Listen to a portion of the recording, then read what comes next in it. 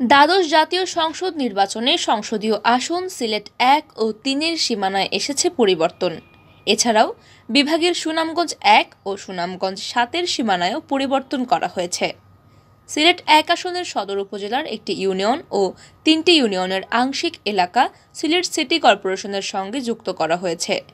আগে আসনটি ছিল সিলেট সদর উপজেলা ও সিটি কর্পোরেশন এলাকা নিয়ে। প্রাথমিক তালিকায় সদর উপজেলার সঙ্গে সিটি কর্পোরেশনের ১ থেকে ২৭ ও ৩১ থেকে ৩৯ নম্বর ওয়ার্ড যুক্ত করার কথা বলা হয়েছে। অপরদিকে সিলেট ৩ আসনের দক্ষিণ সুরমার ২টি ইউনিয়ন ও একটি ইউনিয়ন পরিষদের আংশিক সিটি কর্পোরেশনের সঙ্গে যুক্ত করা হয়েছে। বর্তমান আসনটিতে রয়েছে দক্ষিণ সুরমা, ফেঞ্চুগঞ্জ ও বালাগঞ্জ উপজেলা। প্রাথমিক তালিকায় সিটি কর্পোরেশনের ২৮ থেকে ৩০ ও ৪০ থেকে ৪২ নম্বর ওয়ার্ড এবং দক্ষিণ সুরমা, ফেঞ্চুগঞ্জ ও বালাগঞ্জ উপজেলা রাখার প্রস্তাব করা হয়েছে। এছাড়া সুনামগঞ্জ ১ আসনের ধর্মপাশা উপজেলার ৪টি ইউপি নিয়ে মধ্যনগর নামে নতুন উপজেলা গঠিত হয়েছে। ফলে আগের এলাকার সঙ্গে কেবল নতুন করে মধ্যনগর নামটি যুক্ত করার প্রস্তাব করা হয়েছে। আর সুনামগঞ্জ ৩ আসনের জগন্নাথপুর উপজেলা ও দক্ষিণ সুনামগঞ্জ উপজেলা নিয়ে আসনটি গঠিত। তবে দক্ষিণ সুনামগঞ্জ নাম পরিবর্তন হয়ে এখন শান্তিগঞ্জ হয়েছে। এজন্য প্রস্তাব করা হয়েছে আসনটি গঠিত হবে জগন্নাথপুর ও শান্তিগঞ্জ উপজেলা নিয়ে। পরিকল্পনা অনুযায়ী আগামী ডিসেম্বর থেকে জানুয়ারির মধ্যে সংসদ নির্বাচন করবে ইসি।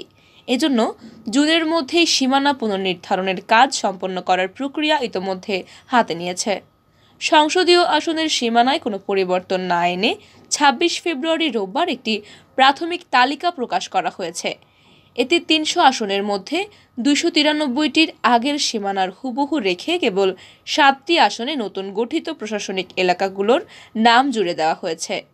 এক্ষেত্রে নতুন সিটি কর্পোরেশন, উপজেলা, ইউনিয়ন এবং ওয়ার্ডের নামই মূলত জুড়ে দেওয়া হয়েছে। এলাকার কোনো বিস্তৃতি হয়নি।